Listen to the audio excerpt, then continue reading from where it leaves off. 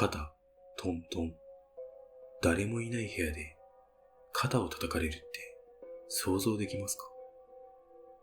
一人暮らしの俺が夜にリビングのソファに座ってテレビを見ていたら、トントン。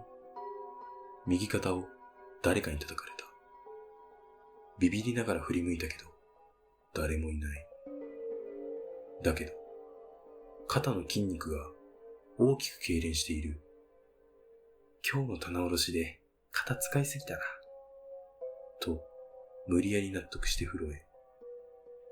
シャワーを浴びて、ふと鏡を見ると、右肩になんかついてる。